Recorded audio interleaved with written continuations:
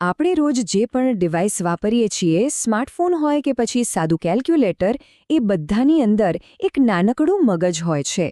પણ ક્યારે વિચાર્યું છે કે આ નાની નાની ચિપ્સ ભાગાકાર જેવી સામાન્ય ગણતરીઓ કેવી રીતે કરતી હશે? તો ચાલો આજે આ જ સરળ પણ ખૂબ જ શક્તિશાળી પ્રક્રિયા પાછળના રહસ્ય પરથી પડદો ઉઠાવીએ.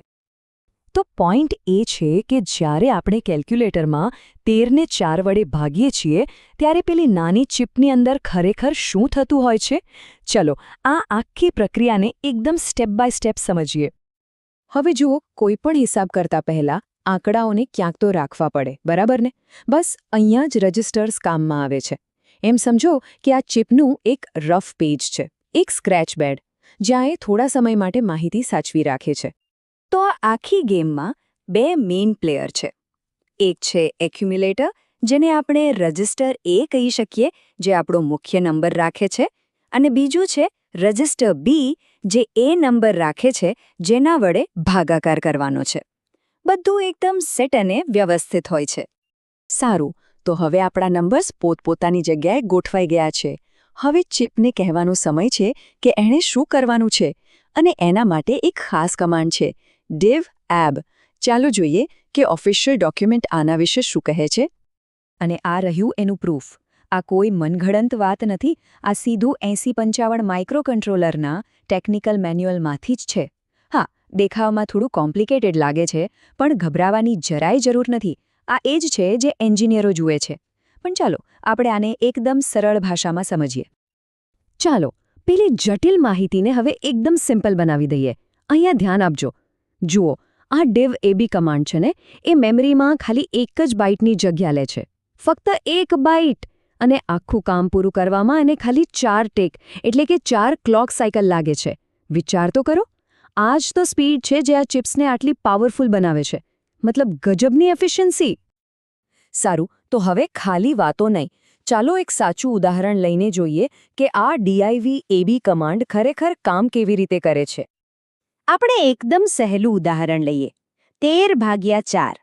આ નંબર્સ એટલા નાના છે ને કે આપણે આખી પ્રોસેસને આરામથી સમજી શકીશું. તો આખી પ્રોસેસ 3 સિમ્પલ સ્ટેપ્સમાં થાય છે. પહેલું, સેટઅપ. આપણે 13ને રજિસ્ટર એમાં મૂકીએ છીએ અને 4ને રજિસ્ટર બીમાં, બરાબર? બીજું, કમાન્ડ. આપણે ચિપને div abનો ઓર્ડર આપીએ છીએ. અને ત્રીજું, રિઝલ્ટ. બસ ચિપ તરત જ ગણતરી કરી લે છે અને જ્યાં પહેલાં આપણા નંબર્સ હતા ત્યાં હવે જવાબ મૂકી દે છે. એકદમ સીધું અને સરળ. તો જવાબનો પહેલો હિસ્સો એ છે ભાગફળ, એટલે કે ક્વોશન્ટ. હવે 13ને 4 વડે ભાગીએ તો જવાબ શું આવે? 3, બરાબર ને? તો ચિપ આ 3ને ઉપાડીને સીધો ત્યાં જ મૂકી દે છે જ્યાં આપણો ઓરિજિનલ નંબર 13 હતો, એટલે કે એક્યુમ્યુલેટર એમાં. પણ હજી કંઈક બાકી રહ્યું, ખરું ને? કારણ કે 4 ગુણ્યા 3 તો 12 થાય અને આપણી પાસે તો 13 હતા. તો એ જે 1 વધ્યો એનું શું? એ છે શેષ, એટલે કે રિમાઇન્ડર.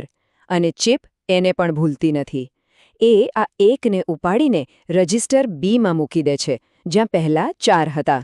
જોયું? કશું જ વેસ્ટ નથી જતું. તો આ બધી નાની નાની ડિટેલ્સ જાણવી કેમ જરૂરી છે? આ બધું આટલું મહત્વનું કેમ છે? કારણ કે આ એકદમ બેઝિક લેવલની પ્રોસેસ સમજવાથી જ આપણને ખબર પડે છે કે આપણા ગેજેટ્સ આટલા ફાસ્ટ અને એફિશિયન્ટ કેમ હોય છે. તો આખી વાતનો સાર શું છે? જુઓ, આ સિસ્ટમ એકદમ ચોક્કસ છે. ચિપને બરાબર ખબર છે કે નંબર ક્યાંથી લેવાનો અને જવાબ ક્યાં મૂકવાનો. બીજું, એ ખૂબ ઝડપી છે. ફક્ત 4 જ ક્લોક સાયકલમાં કામ પૂરું. અને ત્રીજું, એકદમ સરળ છે. એક જ કમાન્ડથી આખું કામ થઈ જાય છે. અને આ બધાનું પરિણામ શું? જોરદાર કાર્યક્ષમતા. અને જ્યારે તમે 1 સેકન્ડમાં કરોડો ગણતરીઓ કરતા હો ત્યારે આવી નાની નાની વાત જ મોટો ફરક પાડે છે. અને આ બધું આપણને એક મોટા સવાલ પાસે લાવીને ઊભું રાખી દે છે. જો ભાગાકાર જેવી એક સામાન્ય વસ્તુ પણ આટલા સુંદર અને કાર્યક્ષમ નિયમ પર ચાલતી હોય તો પછી આપણી આસપાસની આ આખી ડિજિટલ દુનિયાની પાછળ બીજા કેવા કેવા અદ્ભુત અને સરળ નિયમો છુપાયેલા હશે? આ ખરેખર વિચારવા જેવી વાત છે.